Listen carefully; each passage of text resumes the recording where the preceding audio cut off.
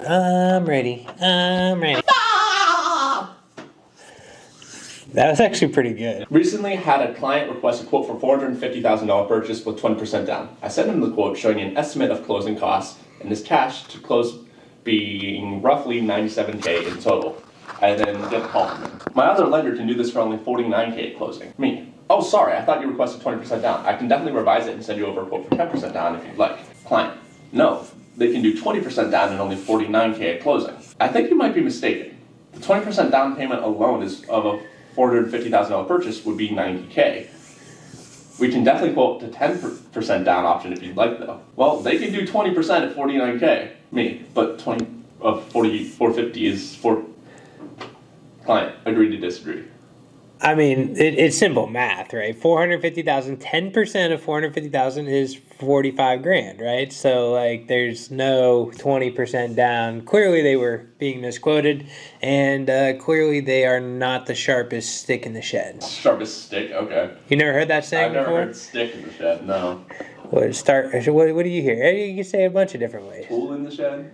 Stick. You never carved a stick? No. I mean, I know what you mean, but like, we aren't fucking cavemen. Yeah, we are. We're fucking cavemen. Come on, Drake. Okay, yeah, okay. A caveman drives a $120,000 car, sure. Had a client get under contract multiple times, always backing out on home inspection. She was generally a pain in the ass. I would have dumped her sooner, but she came from a former client referral, and I absolutely adore that guy. Turns out, her reason for going through the process multiple times is because she had a crush on the home inspector. He finally called me and told me she was reaching out to him at night and crossed the line into uncomfortable territory. and that he wouldn't be able to perform any more inspections for her. Both the buyer and inspector are in their 60s. Just don't expect that kind of behavior from mature people. I guess that could be real. I wonder sometimes with Reddit if like these stories are made up or if they're real or not. But it would just, I mean, you got to think a home inspection. The average cost of a home inspection is $500 to $700. As Drake blinds me with another light. Drake broke everything now. Excuse. See what happens when you hire somebody like Drake to do this. Okay, let's get back into it. I do wonder if this is a made-up story. It is Reddit. People do make up stuff for entertainment purposes. In this scenario, if I were to find out that my client was doing that, I would probably be pretty pissed off. And really, I mean, that's expensive for her too. I mean, you're talking about $500 to $700 every time you do a home inspection just to hang around this guy for a couple hours. How about you just ask him out? Sometimes you have to fire a client, and that is a fireable offense for sure. Seller wants to die in home before we take possession. Okay, I see where this is going. My wife and I live in Virginia, but have been staying in Florida with her mother due to MIL's health. MIL? Mother-in-law. Oh, mother-in-law's health. Okay, I was like, what? Do you know what the mother-in-law hand is in blackjack? Yes. But no, it's 17, and do you know why they call it? Because you want to hit it, but you can't. There you go. You want to hit it but you can't. There you go. We thought of a place with an in-law suite, so her mother can move in with us. Her place is too small for the three of us, and we work from home. Well, the other night, mother-in-law asked if we would carry a dish she cooked over to the neighbors. The gentleman has been sick and is on palliative care. I think that's how you say that. Their daughter was there, and we had a good conversation. We mentioned that we might move down here if we can find a place. She looked at her mother and both gave us a happy look, but said nothing. The next day, the mother and daughter came over to return the dish. They said they wanted to sell their house and wanted to know if we would be interested. We said certainly, but we would need to look at it more, crunch numbers, etc. But we would be interested in looking into it. They then said there was one catch. They wanted to sell now so her mother could find a place close to the daughter. She wants to have it ready so that when her father passes, she can move in right away. This is not a long-term home for them, and he has been sick since they moved in. She wants a fresh start without the memories. They are wanting to rent it back on a month-to-month basis with an agreement that the lease ends 60 days after his death. They would also put 10% in escrow to cover any expenses, should they not move in time, cover any damage, etc. This is on top of a nice discount. I should mention that the daughter has his power of attorney for the father, so he would not have to sign any of the sale papers. In fact, they don't want him to know anything about it. He will be going into home hospice soon, so he will pass in the house. I don't think their intentions regarding keeping it from him are with any bad intentions. He is a declined mental state and it would confuse and stress him. I just wanted to get some thoughts on the deal, as well as allowing someone to die in a house we were buying. Will it taint our perception of the home, feel creepy, etc.?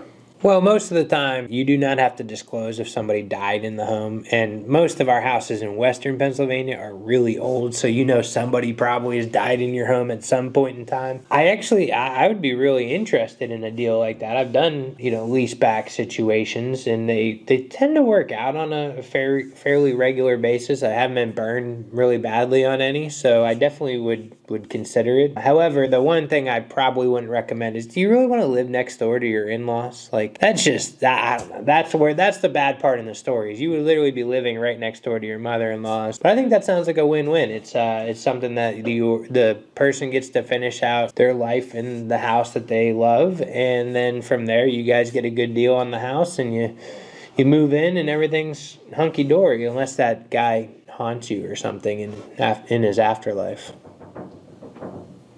Was that him? I don't know. There's some knocking going on. Tenant is using a significant amount of water, tripling the average usage. What can I do? I own a fully rented two-family property and acquired new tenants for the second unit last fall. The month after they moved in, I noticed a spike in the water bill, but did not pay much attention to it at the time. The following month, the bill was still higher than usual, although not as high as the previous month, and I covered the cost. However, last month, the water bill increased dramatically to approximately $700, which for a water bill is insane. Whereas the normal monthly average is typically $150 to $200 at most. I inspected both units for any visible leaks, but did not find any. I also asked tenants in both units if they had noticed or heard any leaks. They both denied experiencing any water issues. The new tenants mentioned that they occasionally run out of hot water, which I found unusual because I installed a new hot water boiler in the previous year while I was living in the unit and never experienced any hot water problems. During my inspection, I did not observe any leaks, wet spots, or signs of mold around the boiler or anywhere in the house. I currently cover the water bill and would like guidance on how to address the situation. I believe the increase is due to excessive water usage by new tenants, and I'd like to know what options I have to prevent this excessive usage going forward. First things first, if a water bill is typically around $150 and a new tenant drives up to $700, it's probably, unless they're filling up like a huge swimming pool in the backyard or something, it's probably a leak somewhere. And it might be a leak that you're not seeing. It might be in the ground or something? It could be in the ground. It could be anywhere from where the meter comes in to, because it's going to be counted on the meter, right? So, sometimes the meters are located outside under the curb. So it could literally be anywhere. Actually, a couple years ago, I had a townhome where it was the last unit on the end, and the meters were on the far other side of the building, and there was a leak underneath the building that was raising up. I had like a $1,200 water bill. There's probably a leak somewhere. Probably need to investigate it further. And I would start with the toilets. A lot of people don't realize how finicky toilets can be. It might be something that where if it's just not flushed just right, then it'll leak for a little while until you jiggle the handle or something, and that can absolutely crush your water bill. This one has no title, apparently. The worst seller was actually heartbreaking, but I feel like I did it the right thing despite breaking some laws/contracts. Okay, breaking laws. It's a good start. I was in the office one day as an agent on duty, and this older gentleman drives up and is unable to get out of his car. However, he calls and wants to talk to someone in order to sell his house. I go outside to have a short conversation with him, nothing out of the ordinary. He has a lot of health problems, he needs to sell his house. I end up going over there and it's an absolute mess. I tell him that we will need to have it cleaned, and he tells me that some folks from his church are going to come by to clean it soon. Great, again, nothing out of the ordinary there. I draw up the listing agreement, go over it with him, and we have a conversation about where he will be moving to after this. Bleh. He wants something smaller, which makes sense since he can't move around so much. He has rooms he never goes in, so might as well pay some medical bills and move somewhere that works for you. He asked me some questions about the listing and then asked me where to sign. I pointed out, and he signs. House goes on the market. We did a bunch of calls to show, and he refuses to all of them on the basis that the house isn't clean. He is getting increasingly erratic to the point where I start wondering if people are coming to clean his house at all. I ask him questions about it, and he's always very vague. Eventually, I get him to let a couple people in, despite it being completely disgusting, and we get a good offer. I drive over with the offer, and a bunch of printouts for houses he would potentially be interested in. In the conversation we have about the offer, he's not really getting what I'm saying. Even after going over it a couple of times, he is just what he wants to hear in his head, and it sort of raises some red flags. He picks up a stack of potential houses, looks at it, and then asks me where to sign. At this point, I was 100% sure he was not in the right state of mind, so I didn't want to let him sign a contract. He starts calling someone to tell them he sold his house. Great. I asked him if I could talk to them and tell them the good news. I take the phone and ask who I was speaking to. It was someone from his church who helped him move out helped him out sometimes. However, she has not been in the house. He has no real caretaker. I tell her the situation and she is taken aback. Apparently this guy has been showing signs of dementia, but I'm guessing during our dealings his condition took a turn for the worse. I lie to him and tell him that we need to go get the contract for him to sign in jet. I drive to his character's house and sit down with her and her husband to tell them everything that happened. I tell them I'm not letting him sign the contract. I'm telling the other agents what's going on and we'll keep the listing agreement in case he tries to go to anyone else to sell the house. He was pretty angry when I left without telling him to sign the contract. How do you feel so far?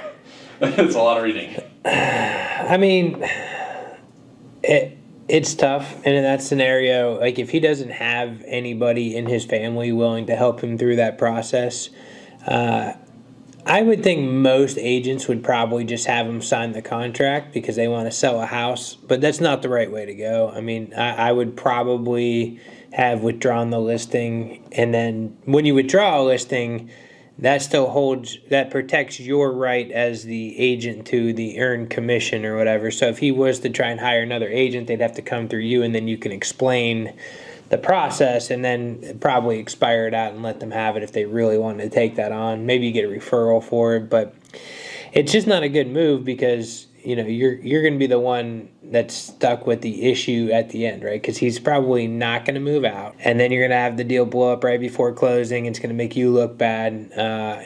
We've had some similar situations. It's just not a fun situation at all, and obviously, once somebody's brain starts to go, it's not fun for anybody involved. They immediately leave to go check on him at his house, and about 10 minutes later, I get a phone call. Where is Mr. Client? What do you mean? He's not here. Well, is his car there? What car? So, this dude is spiraling into dementia, and in doing so, bought a car and listed his house for sale. He doesn't have a valid license at all and hasn't for years. Turns out, he was driving around and stopping at every real estate sign he saw so he could call the agent and tell them he needed a new place and had just sold his house. I shouldn't be laughing. That's I only horrible. knew this because he called another agent I work with who then called me asking what's going on. I have our board of realtors send out an email asking for anyone who gets a call from him to please call me. We call the cops who eventually find him and get him back home. I then learned that this man cannot read or write. When we first met, he looked over the contract and asked me a few questions. After learning he couldn't read, a lot of things sort of clicked. But man, did he do a good job of fooling me. I honestly feel pretty dumb that I didn't pick up on it. He can dial numbers apparently though. And he has no family to speak of, so he is alone. The two caretakers decide to do as much as they can for him, which makes me very relieved. I keep the listing as long as I can just to make sure he doesn't phone someone else up when they aren't looking. They eventually get power of attorney up for him and move him into assisted living. I called the other agent up who put in an offer, and her clients are still interested, so they end up selling his house to pay for assisted living. I mean, it's a wild story. It's a shame. It really is. I mean, it sucks that anybody gets to that point where they are not able to, read, write, make decisions on their own. But sounds like, honestly, I've always said, if I find out, I'm pretty close to the end, maybe I'm given, 6 months to live at some point, I'm going nuts. I'm going balls to the wall. We're gonna rack up credit cards. We're gonna go, why not? Go live your life. Yeah, go live your life. And it sounds like he kind of was a little bit. He got a car, didn't even have a license. What did you do, throw him in jail? Yeah, he won't care. Yeah, I mean, he's not even gonna remember being in jail, right? So I kind of admire him for still wanting to live his life a little bit, but it's a sad story, though.